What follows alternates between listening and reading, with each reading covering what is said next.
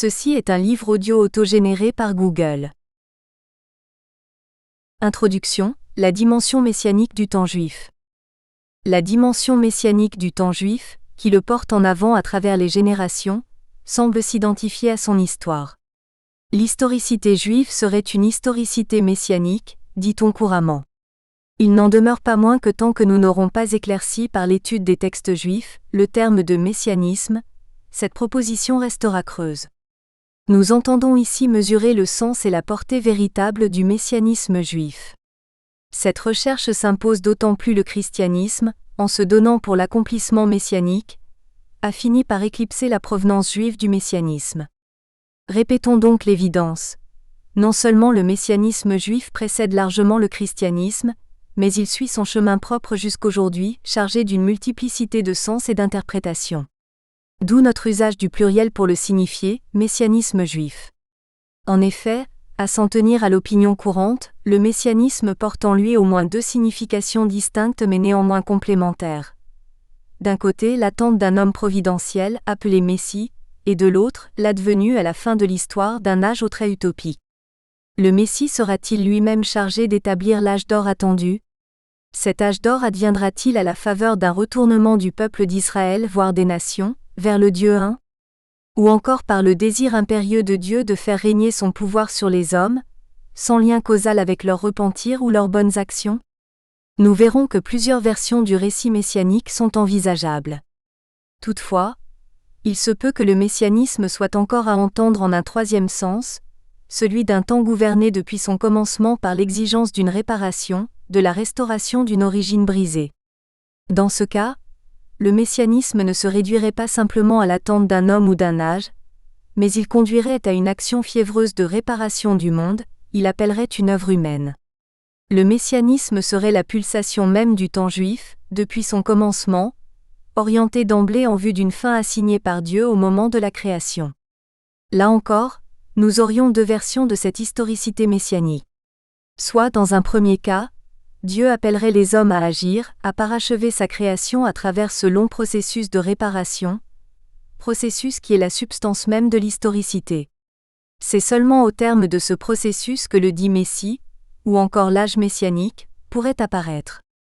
Soit encore Dieu procède lui-même à l'œuvre de réparation, malgré les actions des hommes, qui suivent leur propre chemin dans l'ignorance des desseins divins.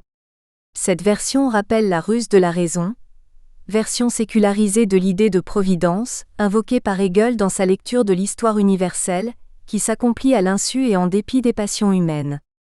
Par ces quelques indications, on entrevoit déjà la complexité et la diversité que recèle en lui le messianisme juif. Sans compter que très tôt, il a dû faire face à un autre messianisme issu de son propre sein et qui a prétendu réaliser l'attente messianique. Le messianisme juif s'est constitué, à partir de ce moment, en réaction à la prédication chrétienne qui rivalise avec lui sur son propre terrain, celui d'un temps orienté par une attente eschatologique. Dans la perspective messianique, le XXe siècle possède à n'en pas douter un statut privilégié. On pourrait lire l'histoire européenne de ce siècle comme le désir tenace de réaliser des espoirs messianiques sur le terrain du politique. Les multiples idéologies qui ont fleuri dans la première moitié du siècle, communisme, fascisme, nazisme, mais aussi sionisme, sont le symptôme d'une fièvre messianique sans précédent depuis le premier siècle de notre ère, où à nouveau, les hommes ont aspiré à clôturer l'histoire par la réalisation d'un programme eschatologique. Ce programme se décline à travers diverses formules. La société sans classe, le règne de la prétendue race supérieure dans un empire de 1000 ans, le retour du peuple italien à sa grandeur antique, ou encore le retour du peuple juif sur sa terre ancestrale. Dans tous les cas, le désir porte un peuple ou un groupe à combler un espoir enfoui dans le cœur des hommes, à porter l'histoire à son achèvement. Cet espoir est lui-même inscrit dans le projet moderne depuis les Lumières et la Révolution française, qui sont à leur manière un messianisme sécularisé. Le projet moderne d'instaurer le royaume de Dieu sur terre, inspiré par l'idée messianique, va engager à son tour la philosophie du XXe siècle sur une réflexion portant sur l'histoire comme eschatologie. La philosophie du dernier siècle a ainsi vu ressurgir en son sein un certain nombre de motifs messianiques. Ce fut tout d'abord un moment allemand, au lendemain de la Première Guerre mondiale, chez des penseurs à la croisée du judaïsme et du christianisme comme Rosenzweig, puis chez Scholem et Benjamin, qui décelaient des harmoniques messianiques au cœur de leur époque. La nouvelle image de l'histoire qui se dégage de leurs écrits constitue sans doute un nouveau chapitre de l'idée messianique. Dans un second temps, l'émergence subite dans les années 1980 de la figure de l'apôtre Paul sur la scène intellectuelle européenne appartient également aux péripéties du messianisme, notamment chez des penseurs comme Jacob Taube et Giorgio Agamben. Il nous faudra donc examiner ce moment contemporain du débat sur le messianisme à travers l'étude de la pensée de Paul, qui se situe en effet au cœur de la controverse messianique. Mais avant d'arriver à l'âge contemporain, qui aborde le messianisme dans un monde sécularisé, l'essentiel de notre travail consistera à étudier les textes de la tradition juive, pour savoir ce qui est engagé par le mot de messianisme. Nous entreprenons ici une analyse, que nous voudrions aussi précise que rigoureuse, de l'émergence et du développement de l'idée messianique à travers un patient cheminement le long des textes juifs. Par ce cheminement, nous ne pourrons pas ne pas entendre également l'écho du différent judéo-chrétien, qui accompagne l'idée messianique juive depuis 2000 ans. Dans notre seconde partie, nous aborderons certains motifs messianiques dans la philosophie du XXe siècle, que nous considérons comme un héritage messianique. Première partie, messianisme juif. Chapitre 1, à la recherche du messianisme dans la Bible hébraïque. Le messianisme renvoie en général à l'idée de rédemption, censée se produire dans un avenir reculé, généralement grâce à un personnage appelé à apparaître dans le futur. Or, les signes pointant en direction d'une telle rédemption, de la figure d'un quelconque sauveur ou d'un tel âge, accomplissement de tous les espoirs humains, sont plus qu'évanescents dans les 5 livres de Moïse, qui sont la base de ce que les Juifs appellent la Torah, à savoir l'enseignement. L'idée messianique, telle qu'on l'entend de nos jours, chemine lentement et ne trouve que très tardivement son aboutissement dans les textes de la tradition. Si rédemption il y a, il s'agit de la sortie d'Égypte, un événement raconté au livre de l'Exode qui a eu lieu dans un passé immémorial et qui compte comme le mythe fondateur du peuple juif. Encore faut-il préciser immédiatement le statut intemporel de cet événement pour la tradition, puisqu'il est dit qu'à chaque génération, tout homme doit se considérer comme étant lui-même sorti d'Égypte. Plus encore, on sait que la sortie d'Égypte est célébrée, il faudrait dire réactivée, chaque année lors de la fête de Pessah, à savoir la Pâque juive, et mentionnée tous les jours dans les prières quotidiennes. Or, au livre de l'Exode, nous trouvons la seule mention d'une rédemption, au sens d'un salut collectif, au moment où Dieu s'adresse à Moïse en guise d'annonce du programme de rédemption. Et enfin, j'ai entendu les gémissements des enfants d'Israël asservis par les Égyptiens, et je me suis souvenu de mon alliance. Donc, parle ainsi aux enfants d'Israël, je suis l'Éternel. Je veux vous soustraire aux tribulations de l'Égypte et vous délivrer, Veitsalti, de sa servitude, et je vous affranchirai, Vegaalti, avec un bras étendu, à l'aide de châtiments terribles. Je vous adopterai pour peuple, je deviendrai votre Dieu, et vous reconnaîtrez que moi, l'Éternel, je suis votre Dieu, moi qui vous aurai soustrait aux tribulations de l'Égypte. Nous sommes ici en présence de 2 verbes qui signifient sauver, Léatsil qui signifie littéralement sauver, et Ligol qui connote l'idée de rédemption, Gioula. Hors de ces 2 verbes, on sera bien en peine de trouver d'autres allusions à la rédemption dans la Torah de Moïse. La sortie d'Égypte, événement libérateur par excellence, sera donc le modèle de toute rédemption future, qui sera à son tour pensée comme une sorte de réitération de cette première délivrance du joug des nations. Toutefois, d'une quelconque rédemption future, les 5 livres de Moïse ne diront rien, et se contenteront de suivre les méandres d'un récit qui se passe au présent et qui a valeur atemporelle pour toutes les générations. Si nous voulons saisir le développement de l'idée messianique dans le texte biblique, il nous faudra procéder à une lecture cryptée, qui devra lire entre les lignes et décoder les messages qui font signe vers l'idée de rédemption. Il importe de suivre les diverses strates de la littérature biblique hébraïque, les 5 livres de Moïse, les livres historiques, les prophètes, les hagiographes, afin de montrer comment le messianisme se cristallise finalement comme un ensemble d'éléments disparates, en vérité essentiellement 2 idées à l'origine totalement indépendantes, comme on le verra. Dans la littérature rabbinique, elles finiront par se rejoindre d'une manière étonnante pour former cette synthèse que va devenir le messianisme juif. Celui-ci se construit également en réaction à la prédication chrétienne, qui apparaît quasiment au même moment que l'enseignement de la Torah orale. 1. Que signifie Machia, Messie? Entrons dans le messianisme par la voie de l'étymologie, par l'analyse des termes. Le Messie signifie en hébreu le substantif oint, dérivé lui-même du verbe oindre, limsho, lequel apparaît dès le livre de l'Exode dans un sens essentiellement technique et rituel. Au chapitre 28 du livre de l'Exode, l'Éternel donne un grand nombre de directives à Moïse concernant le rôle d'Aaron et de ses fils dans le sanctuaire. Parmi celles-ci, il est dit: Tu feras revêtir ce costume à Aaron ton frère, de même à ses fils. Tu les oindras au machata, tu les installeras et tu les consacreras à mon sacerdoce. Et quelques versets plus loin. Tu prendras alors l'huile d'onction que tu répandras sur sa tête, à Aaron, lui donnant ainsi l'onction, ou machata auto. Le verbe signifiant oindre a un sens purement rituel. Il signifie enduire d'huile, il s'agit toujours d'huile d'olive, un ou des hommes investis d'une mission bien spécifique. Ici, il s'agit d'Aaron et de ses fils, consacrés à la prêtrise. C'est donc le prêtre qui est oint, à l'origine de l'histoire d'Israël, et il est oint par le prophète, ici Moïse, qui agit lui-même sous le commandement de Dieu. Mais l'onction ne porte pas uniquement sur un être humain, comme on le voit à travers ces versets du Lévitique. Puis Moïse prit l'huile d'onction, Shemen Amisha, en Oignit Vaimsha, le tabernacle et tout son contenu, et les sanctifia ainsi. L'action d'oindre, loin de s'appliquer uniquement à des hommes, peut l'être à des objets consacrés pour le service divin, ici le tabernacle et son contenu, qui est le sanctuaire accompagnant les enfants d'Israël dans le désert. Inutile de préciser que cette action purement rituelle ne renvoie donc à rien de ce que nous entendons généralement par messianique. Le prêtre n'est en rien un homme providentiel, ni un sauveur, mais il s'agit simplement d'un homme séparé du peuple pour accomplir les activités religieuses qui se rapportent au service de Dieu dans le sanctuaire.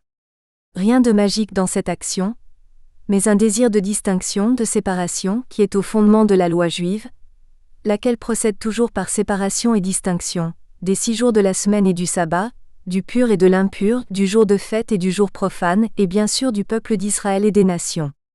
Aaron est ainsi le premier homme à être appelé littéralement oint, Machia. Si c'est le pontife oint, à Cohen Machia, qui a péché au détriment du peuple, il offrira au Seigneur pour le péché qu'il a commis, un jeune taureau sans défaut comme expiatoire. Le terme Machia apparaît pour la première fois ici dans un sens également rituel et technique qui se rapporte toujours aux activités propres au prêtre, notamment au sacrifice. Le prêtre est loin, presque par définition, puisque les deux mots sont ici juxtaposés comme s'ils étaient indissociables. Notons que loin est celui qui est oint par un autre homme. Ce détail aura son importance dans l'histoire messianique. Le Messie ne se proclamera pas Messie par lui-même, mais c'est toujours un autre homme qui aura à le proclamer tel. Ici, nous avons vu que c'est Moïse, le prophète, qui oint Aaron, et qui le proclame prêtre par cette action rituelle au livre de l'Exode. Cela vaut pour l'ensemble des 5 livres de Moïse, où le mot Messie apparaît certes, mais dans un contexte totalement étranger à l'acception que viendra revêtir par la suite ce mot, puisqu'il s'agit uniquement d'un homme oint. Or, le mot de Machia et le verbe limsho connaîtront un tournant décisif au livre de Samuel. Rappelons brièvement le nouveau contexte de l'histoire d'Israël. Les enfants d'Israël, une fois entrés sur la terre d'Israël au début du livre de Josué, doivent la conquérir des mains des 7 peuples de Canaan. Ils font face à de nombreux ennemis et connaissent la guerre. Leurs premiers chefs sont Josué, puis les juges, qui sont également prophètes. Le dernier juge est le prophète Samuel. Mais face à une situation de guerre qui n'en finit pas, le peuple réclame à Samuel un dirigeant d'un type nouveau. Non plus simplement un juge ou un prophète, mais un roi, Mélec, conçu essentiellement comme un chef de guerre. Les anciens d'Israël le déclarent ouvertement à Samuel. Dieu s'adresse alors à Samuel en ces termes. Or l'Éternel, un jour avant l'arrivée de Saül, s'était révélé confidentiellement à Samuel en ces termes. Demain, à pareille heure, je ferai venir à toi un homme du pays de Benjamin, et tu l'oindras, ou mes châteaux comme chef, Nagaïdi de mon peuple Israël, et il délivrera mon peuple de la puissance des Philistins. Le verbe oindre qui réapparaît ici s'applique désormais à un autre type d'homme, un chef militaire, Nagaïdi. Ce n'est plus le prêtre qui est oint, c'est le chef militaire. Notons que dans les deux cas, la situation est sensiblement la même. Dieu ordonne à un prophète, ici Samuel, là Moïse, d'oindre un autre homme. Quant à l'action d'oindre elle-même, on l'a vu, elle ne s'applique pas à l'origine à un type particulier d'homme. Il s'agit d'une action rituelle destinée à distinguer telle personne, voire tel objet, pour une action précise, personne choisie par Dieu à cet effet. Comme le prêtre a été désigné pour les actions rituelles en rapport avec le sanctuaire, c'est désormais le chef militaire qui est désigné par Dieu pour conduire le peuple d'Israël dans ses guerres avec les peuples environnants. Certes, cette indication peut être considérée comme un simple déplacement de fonction, du prêtre au chef militaire. Mais il y va d'un déplacement important. Le chef des armées incarne aux yeux du peuple l'espoir de victoire militaire. En ce sens, il cristallise déjà une certaine forme de délivrance, sinon de rédemption, obtenue grâce aux armes, même si cette rédemption se situe uniquement dans le présent ou dans un avenir proche, celui de la bataille à venir, et non dans un lointain futur. Ce déplacement de fonction de l'onction, du prêtre au chef militaire, va se révéler d'autant plus décisif que ce chef militaire sera également un roi. En effet, on sait que ce que le peuple réclame explicitement à Samuel, ce n'est pas simplement un chef militaire mais un roi. Or, la suite du récit biblique, au premier livre de Samuel, donne sa pleine légitimation à ce désir du peuple, que pourtant Samuel avait réprouvé dans un premier mouvement. En effet, ce chef de guerre va être Saül. Alors Samuel prit une fiole d'huile, en fit couler sur sa tête à Saül, et l'embrassa en disant : « Certes, ceci est l'onction que le Seigneur te confère comme chef de son héritage. » Kimeshaïka Hachem. On sait que Saül deviendra le premier roi d'Israël. D'où l'on déduit que l'action d'oindre s'applique désormais au roi. La chose trouvera sa confirmation à de nombreuses occurrences par la suite, notamment au moment de la mort de Saül, alors que David s'adresse au jeune homme qui l'a tué, sur la demande même de Saül. Comment, lui dit David, n'as-tu pas craint de lever la main pour faire périr loin Méchia du Seigneur ? Désormais, loin est loin du Seigneur, et il est roi, la liaison roi-oint étant établie de manière plus consistante et durable. En effet, par la suite, à l'exception notable du prophète Élie oignant son disciple Élisée, c'est toujours le roi qui sera oint. Plus précisément, le roi d'Israël de la maison de Juda, comme David l'affirme lui-même immédiatement après son onction. Les gens de Juda vinrent y oindre David roi de la maison de Juda. David envoya des messagers aux gens de Jabès-Galaad pour leur dire : « Soyez bénis de l'Éternel. Maintenant que vos mains soient fermes et montrez-vous gens de cœur, votre maître Saül étant mort et la maison de Juda m'ayant oint, Maou, comme son roi. » Les traits du roi oint se précisent. C'est la maison de Juda qui est habilitée à régner sur Israël, selon une ancienne tradition que nous étudierons plus loin. Le roi Saül, de la tribu de Benjamin, était un roi par intérim, en quelque sorte Dieu l'ayant choisi pour une seule et unique fonction, éliminer Amalek, l'ennemi le plus acharné d'Israël. Or Saül ayant failli à sa mission, puisqu'il a épargné Agag, le roi d'Amalek au cours de sa guerre avec ce peuple, Dieu fera disparaître la royauté de Saül. Désormais, la royauté reviendra à la maison de Juda, à qui elle avait été destinée depuis l'origine. Les rois oints seront tous des rois de la maison de Juda. Mais il importe de noter que l'onction vaut également pour certains rois étrangers à Israël, comme Cyrus, dont il est dit en Isaïe. Ainsi a dit le Seigneur à son oint, à Cyrus que j'ai saisi par la main droite pour soumettre devant lui les nations. Ainsi, même un roi étranger à la Torah, mais choisi pour accomplir une mission historique, celle de ramener Israël à Sion, peut être dit oint. Les versets établissent par conséquent la liaison indéfectible roi-oint, essentielle dans la mise en place ultérieure de la figure du Messie comme roi. Les psaumes, écrits selon la tradition par le roi David lui-même, et où le mot oint, Machia, apparaît abondamment, ne démentent pas cette association roi-oint. Nous en donnerons deux exemples.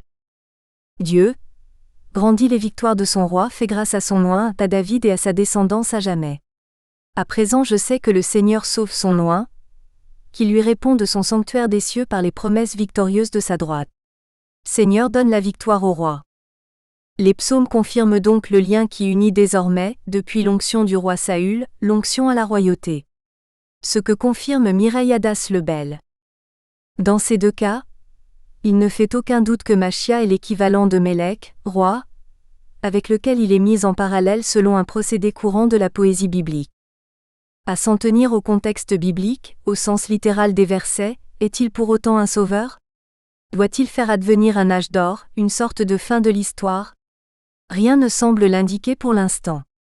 Le roi est essentiellement, au temps de Saül et de David, un chef de guerre consacré par Dieu à cette tâche. Plus tard, Salomon va faire construire le temple à Jérusalem. La fonction messianique se précisera. Il n'en demeure pas moins que dans un premier temps, la fonction du roi est d'abord de mener Israël vers la victoire sur ses ennemis, ici et maintenant. Aucune représentation d'un quelconque futur n'intervient ici. Aucune dimension d'attente non plus.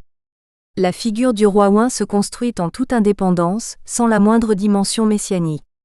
Afin d'approcher celle-ci, il nous faut donc nous tourner vers l'autre signe pointant vers l'idée messianique que nous avons aperçue dans les 5 livres de Moïse. L'expression « fin des jours » ou littéralement « après les jours », Akarit Hayamim. 2. Que signifie l'expression Akarit Hayamim, suite fin des jours? Cette expression apparaît à 4 reprises dans le Pentateuque, à des lieux très différents. Elle sera omniprésente dans la littérature prophétique, aux côtés d'une expression proche, Bayon Aou, en ce jour-là. Ces expressions sont obscures par elles-mêmes, et doivent par conséquent être étudiées dans leur contexte respectif pour être éclaircies. Il s'agit donc d'abord de procéder à cette étude systématique.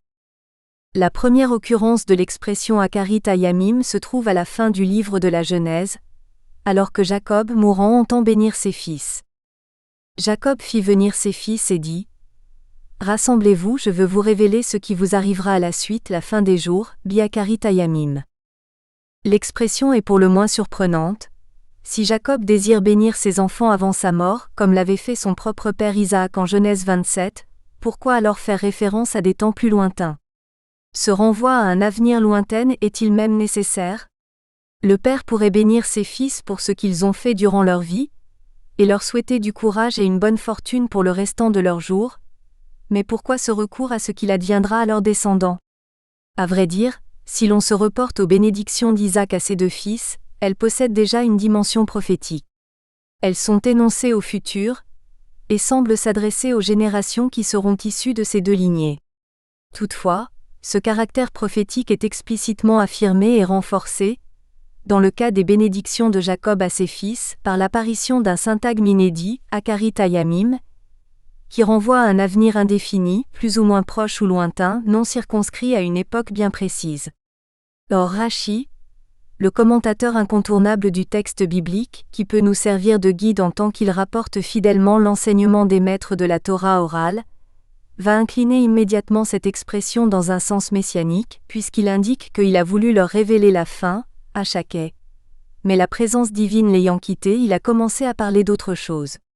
Selon Rashi, qui reprend ici un dire midrashique, il s'agit incontestablement du temps de la fin, qui désigne bien pour le commentateur juif traditionnel les temps messianiques. D'autant plus que le terme de fin, qu'est, n'est pas utilisé au hasard par Rashi.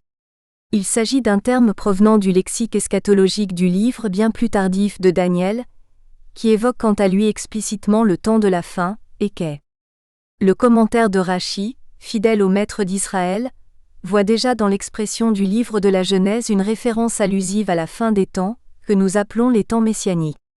Dès la génération de Jacob, alors qu'Israël n'est qu'une famille, qu'il n'existe même pas comme peuple, le texte biblique serait soucieux d'inscrire le commencement dans la perspective de la fin, d'un achèvement des temps. La chose est d'autant plus patente que les bénédictions de Jacob à ses enfants se disent réellement au futur, sous la forme d'une prophétie annonçant des événements à venir bien plus tard. Parmi ces bénédictions, celle adressée à Juda, particulièrement obscure et détaillée, doit être citée comme paradigme de l'allusion messianique. Pour toi, Juda, tes frères te rendront hommage, ta main fera ployer le cou de tes ennemis, les enfants de ton père s'inclineront devant toi. Tu es un jeune lion, Juda, quand tu reviens, ô mon fils, avec ta capture. Il se couche. C'est le repos du lion et du léopard. Qui oserait le réveiller? Le sceptre n'échappera point à Juda, ni l'autorité à sa descendance, jusqu'à l'avènement de Shilo auquel obéiront les peuples. Ces versets mystérieux ne peuvent se saisir que sur le mode allusif, le remet. En effet, littéralement, leur sens nous est inaccessible, et relève de la poésie ésotérique, comme souvent dans le cas des bénédictions dans le texte biblique. Il faut se demander toutefois, peuvent-ils être mis en relation avec les événements de la vie de Juda tels que la rapporte le livre de la Genèse ? A priori, non, mais deux indications permettent néanmoins de faire la connexion entre la vie de Juda et cette bénédiction. Les péripéties concernant Juda sont essentiellement consignées au chapitre 38 de la Genèse, qui rapporte sa vie familiale particulièrement tortueuse. En effet, ses deux premiers fils meurent faute de vouloir enfanter, et Juda, par peur de voir son troisième fils, Shéla, périr à son tour, le cache à sa bru Tamar, laquelle aurait dû, selon la loi du Lévira, l'épouser également. Tamar décide alors d'enfanter de Juda lui-même, en usant du stratagème du déguisement, comme dans le cas de Jacob face à son père dans la scène des bénédictions. Se faisant passer pour une prostituée, elle s'unit à lui au bord du chemin près de Timna. Avant cette union, elle lui demande un gage et Juda lui propose 3 choses, son seau, son cordon et son bâton. Voilà précisément le point qui permet de faire la jonction avec la bénédiction que lui adresse son père. Le sceptre, Shevet, doit être rapproché du bâton Maté, de Juda, bâton que les commentateurs ont perçu comme une allusion à un insigne royal. D'autant plus que, toujours selon le chapitre 38 de la Genèse, Tamar enfante de Juda 2 fils, dont l'un se nomme Pérès. Or, ce même Pérès, accent aigu apparaît à la fin du livre de Ruth comme le père de la lignée qui conduit au roi David. Signe supplémentaire, si besoin est, que Juda est le père de la lignée royale en Israël. Ici, dans la bénédiction de Jacob à Juda, cette lecture allusive et cryptée se précise. La bénédiction porte désormais sur le destin des descendants de la tribu de Juda. Comment comprendre les signifiants sceptre, Shevet ou l'autorité, Meokek qui signifie littéralement le législateur, de la même racine que Ok, la loi. Pourquoi Juda est-il décrit comme un jeune lion, gourarié, et pourquoi ses frères lui rendront hommage ou le reconnaîtront Yodura? Enfin, qui est le mystérieux personnage invoqué sous le nom de Shilo, qui doit devenir dans un lointain futur? Là encore, ces versets ont été éclairés par la tradition midrashique à partir d'une interprétation messianique, qui se réfère à la fois au temps futur et à la fin des temps elle-même. Les descendants de Juda seront des rois, comme on le sait déjà de la fin du récit de Genèse 38, qui voit la naissance de Pérès, à l'origine de la lignée davidique, et comme on en voit la confirmation ici, puisque les insignes du pouvoir royal leur reviennent. Quant au mystérieux personnage qui adviendra au terme du royaume de Juda, Shilo, il ne saurait être que le roi Messie, lequel soumettra les peuples à son autorité. Encore une fois, c'est là une interprétation tardive, qui lit les versets à partir d'une réalité historique postérieure, où Israël est gouverné par des rois, et où l'attente d'un personnage appelé Messie est déjà apparue, mais cette interprétation s'impose presque d'elle-même si l'on désire accorder un sens à des versets dont la signification littérale nous échappe totalement. Or, toutes les allusions de ces versets concordent pour dire que Juda sera en possession des insignes de la royauté, et qu'un mystérieux personnage viendra à la fin des temps. L'expression employée par le verset, ad qui jusqu'à ce que, semble bien renvoyer à une quelconque fin du temps venant clore au moins une certaine séquence temporelle. L'arrivée de Shilo se situe à la fin d'un temps. Reste que ce temps demeure dans le verset encore vague, et seule une interprétation délibérément messianique en fait la fin des temps. Notons que nous retrouvons ici l'idée, évoquée plus haut, du lien entre le roi Ouin et la maison de Juda, lien posé par David juste après sa propre onction. Les traits du messianisme se précisent lentement. Ce passage est d'autant plus troublant qu'il excède totalement tout contexte. Il appelle donc en quelque sorte une interprétation de type ésotérique. Jacob bénissant ses enfants se réfère allusivement à un avenir lointain où les descendants de Juda régneront jusqu'à un temps qui verra l'apparition d'un homme nommé Shilo. Voilà une illustration parfaite de la distance qui sépare une lecture littérale et une lecture qui suit les allusions du texte. Si la lecture littérale ne perçoit aucune trace de l'existence du Messie dans ces versets, on voit en quoi la lecture allusive met en lumière leur sens messianique. Il s'agit donc de nous rendre sensibles aux allusions que charrient les versets, au-delà de leur signification littérale. Or, le Messie apparaîtra uniquement sous forme allusive dans le texte biblique, dans les interstices des versets les plus ésotériques de la Torah. C'est le cas du deuxième passage qui voit apparaître l'expression Akarit Hayamim, au livre des Nombres. Et maintenant je m'en retourne chez mon peuple. Mais écoute, je veux t'avertir de ce que ce peuple-ci fera au tien à la suite fin des jours, Aharit Hayamim. Il s'agit d'un oracle proféré par Balaam, le prophète des nations, qui s'adresse au roi moabite Balak, lequel lui avait demandé de maudire Israël. Or, le prophète ne peut exécuter sa mission, Dieu lui mettant dans la bouche des bénédictions au lieu des malédictions demandées. La dernière prophétie de Balaam, où apparaît l'expression « la fin des jours », esquisse l'embryon d'une histoire universelle évoquant la place d'Israël en son sein. Israël y est décrit comme un peuple invincible, qui finira par l'emporter sur tous les peuples qui s'opposeront à lui. Or là encore, comme dans le cas de Jacob, le prophète des nations semble porter son regard sur un avenir lointain situé à l'extrémité des temps. Je le vois, mais ce n'est pas encore l'heure. Je le distingue, mais il n'est pas proche. Un astre s'élance de Jacob, et un sceptre surgit du sein d'Israël qui écrasera les sommités de Moab et renversera tous les enfants de Seth. Il fera sa proie d'Édom, sa proie de Séhir, ses ennemis, et Israël triomphera. Oui, un dominateur naîtra de Jacob, qui balayera de la ville son dernier survivant. Ces versets, comme ceux du livre de la Genèse, procèdent par allusion. Le sens littéral ne nous dit pas l'identité ni de ce mystérieux astre concave, qui s'élance de Jacob, ni du sceptre, chevet qui a également le sens de tribu, qui l'accompagne. Toutefois, il semble s'agir d'un personnage, puisque le verset se rapporte à lui en termes personnels. Un dominateur naîtra de Jacob, qui balayera. L'indication de la ville, hier, donne à Rachi la clé de l'interprétation. Il s'agit d'une ville importante d'Édom et c'est Rome. Le verset parle du roi Messie dont il est dit que sa domination va s'étendre d'une mer à l'autre, PS 72/8, et il n'y aura pas de survivants, vélo IEY accent aigu saride de la maison d'Ésaü, Ab 1h18. La méthode de Rachi, fidèle à la lecture midrashique, consiste à juxtaposer les signifiants à travers un rapprochement de versets servant à faire surgir le sens caché à travers les allusions. Or ici, son interprétation messianique de la prophétie de Balaam, qui incline l'expression suite des jours vers le sens de fin des temps, s'appuie à la fois sur le mot ville, qui ne saurait que désigner la grande ville par excellence aux yeux des rabbins, à savoir Rome, et sur le recours à deux autres versets qui viennent éclairer les signifiants, il dominera, Vayard, et survivant, Saride. À partir de ces rapprochements des sémantèmes, Rachi peut reconstituer le sens de la prophétie de Balaam.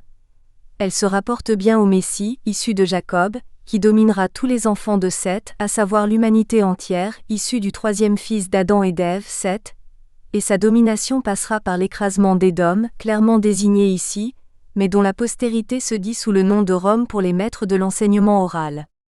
Or, la ville dont il est question ici est précisément Rome, incarnation de la ville par excellence.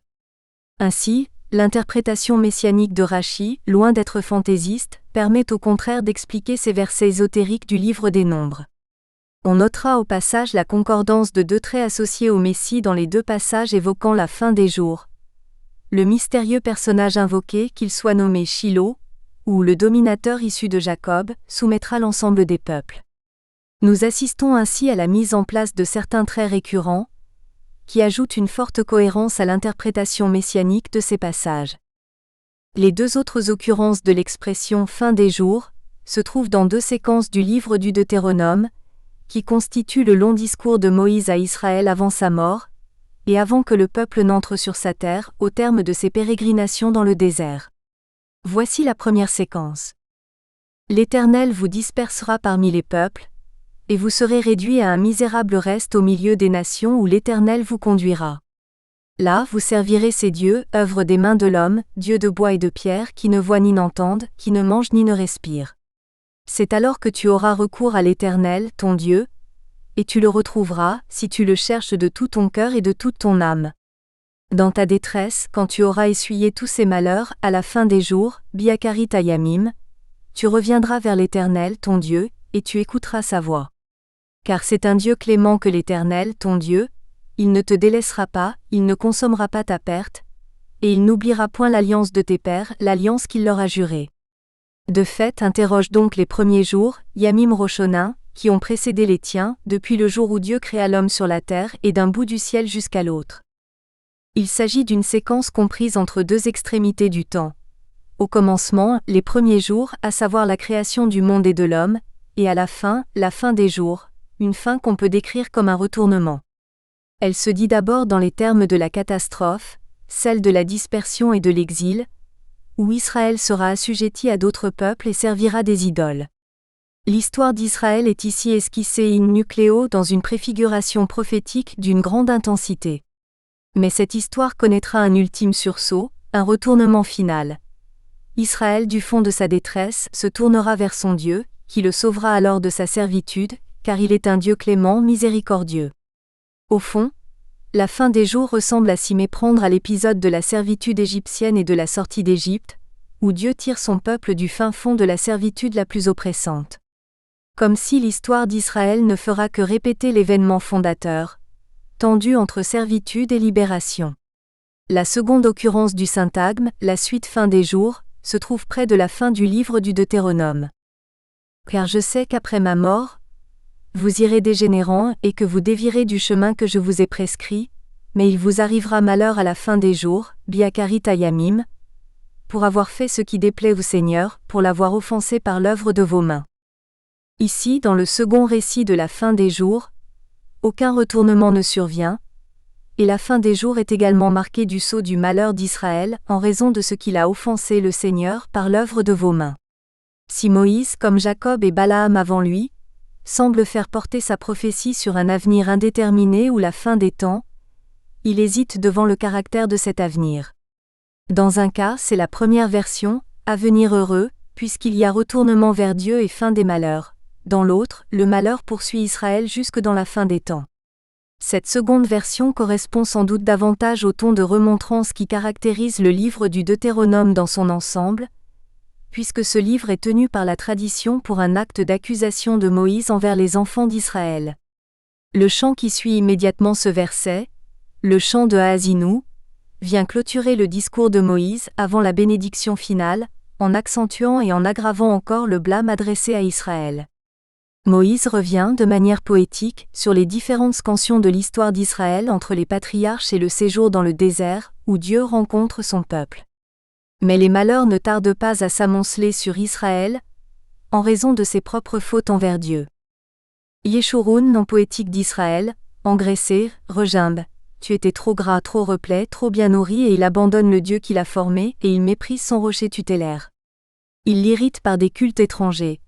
Il l'outrage par leurs abominations. À cette vue, le Seigneur s'est indigné. Ainsi outragé par ses fils, par ses filles, il a dit : Je veux leur dérober ma face, je verrai ce que sera leur avenir, car c'est une race aux voies obliques, des enfants sans loyauté. Oui, un feu s'est allumé dans ma colère, dévorant jusqu'aux profondeurs de l'abîme. Il a consumé la terre et ses productions, embrasé les fondements des montagnes. J'entasserai sur eux tous les malheurs, contre eux j'épuiserai mes flèches. Exténué par la famine, dévoré par la fièvre et des pestes meurtrières, j'exciterai contre eux la dent des carnassiers et le venin brûlant des reptiles. Ce chant prophétique culmine dans une sombre vision de l'histoire d'Israël, qui attire sur lui, par ses propres fautes, la colère et la vindicte divine. L'expression Dieu de colère, que les chrétiens appliquent au Dieu d'Israël, reçoit ici un sens extrême. L'histoire d'Israël semble vouée par avance au cercle de la faute et des malheurs qui la suivent, en juste châtiment de la faute. Nul retournement n'arrache le peuple fautif à ce cercle. Serions-nous ici proches d'une pensée du fatum ? La Torah s'inclinerait-elle ici devant la loi de la tragédie grecque ? Si ce chant peut prêter le flanc à une telle hypothèse, les paroles de Moïse qui le suivent immédiatement contribuent à nous détromper.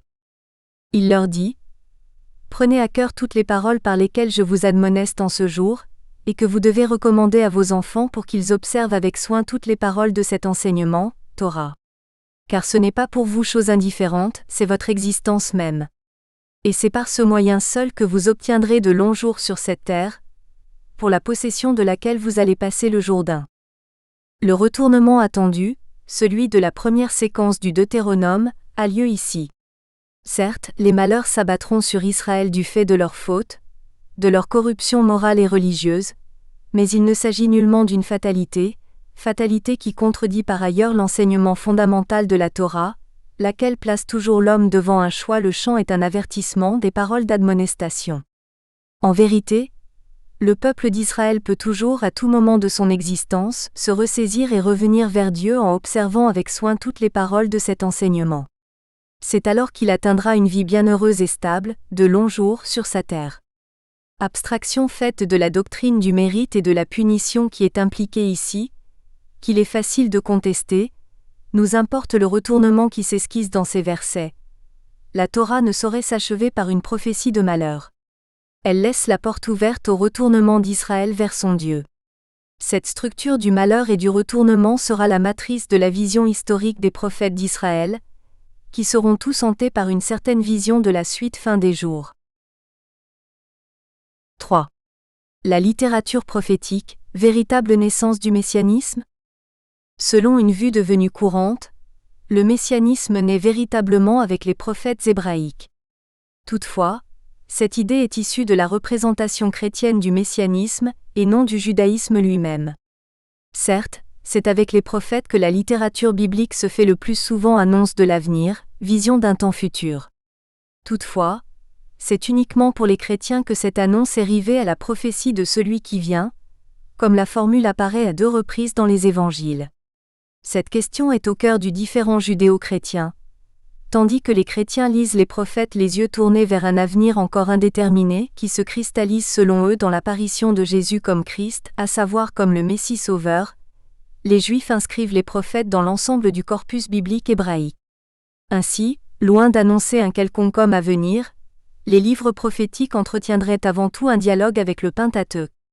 Les prophètes s'inscriraient ainsi dans le sillage de Moïse et du récit de l'histoire d'Israël depuis ses commencements. Toutefois, il est indéniable que les prophètes ont introduit dans le texte biblique une tonalité nouvelle, une approche inédite, plus intense, de l'historicité. Vivant dans un temps fait de catastrophes passées ou qui se profilent à l'horizon, puisqu'ils sont contemporains à quelques années près, des événements qui allaient conduire Israël au premier exil, ils éprouvent ces malheurs de l'intérieur, dans leur chair si on peut dire. Toutefois, ces malheurs ne sont jamais aux yeux des prophètes des événements venus de l'extérieur, comme une fatalité inéluctable. Ils se rattachent toujours à l'existence morale d'Israël. L'avenir sera fait de ce qu'auront décidé les enfants d'Israël. Feront-ils repentance, et Dieu les sauvera des malheurs qui s'amoncellent déjà, sinon, ils seront les victimes des coups qu'il leur réserve. La logique historique est inéluctablement associée par les prophètes à l'existence morale. Si les prophètes ne font que redire en l'approfondissant un enseignement de Moïse, ils en font désormais le centre de leurs paroles, entièrement axées sur l'historicité d'Israël. En ce sens, il nous faut lire le messianisme des prophètes dans la continuité directe de celui de Moïse, en soulignant toutefois les infléchissements, les accents nouveaux. Nous avons vu que le messianisme de Moïse, au livre du Deutéronome, culmine dans l'évocation de 2 phases d'un temps indéterminé, phase claire ou phase sombre. Les enfants d'Israël connaîtront des malheurs dans l'avenir. Or, soit ils se retourneront alors vers Dieu, phase claire de la suite des temps, soit ces malheurs seront le dernier mot de l'histoire, phase sombre. Cette prophétie de Moïse n'est que le premier stade des prophéties de la fin, ou de la suite des temps. Celles-ci seront la substance de bon nombre de discours adressés à Israël par leurs prophètes. Scholem a pu ainsi prétendre que les livres prophétiques constituaient la véritable naissance du messianisme. Il est évident, et cela n'appelle pas de justification, que le messianisme s'est fait jour, non pas comme la révélation abstraite de l'espoir et de la rédemption, mais sous l'influence de circonstances historiques très déterminées. Les annonces des prophètes bibliques sont l'expression de la révélation, mais tout autant des souffrances et du désespoir de ceux auxquels ils s'adressaient. Elles ont été prononcées et sans cesse renouvelées dans des situations où la fin, perçue comme imminente, était éprouvée comme pouvant arriver à tout instant. Il s'agit de la thèse de l'historien Scholem sur le messianisme, selon laquelle ce dernier naît toujours d'une frustration historique. Il apparaît, dans la conscience collective, comme la réparation d'une perte, comme une promesse utopique destinée à compenser le malheur actuel. Voilà pour le contexte historique de la naissance du messianisme chez les prophètes. Il nous importait de le mentionner, bien que notre étude se limite uniquement au plan textuel et philosophique, et non historique. Nous sommes ici à la recherche des contours et de la cohérence de l'idée messianique, à travers certains signifiants bibliques majeurs. Or nous avons vu jusqu'ici que les deux signifiants bibliques qui font signe vers l'idée messianique sont le syntagme suite fin des jours d'un côté, et l'homme oint, qui est d'abord le prêtre puis le roi de l'autre. Si l'on se tourne vers la littérature prophétique, ce qui frappe d'emblée est que l'expression suite fin des jours y est très répandue, tandis que l'homme oint, Machia, n'apparaît pour ainsi dire jamais. Le syntagme Aharit Ayamim, qu'on trouve par exemple en Isaïe 2. Nous espérons que vous avez apprécié cet aperçu. Pour continuer à écouter ce livre audio sur Google Play Livres, utilisez le lien dans la description de la vidéo.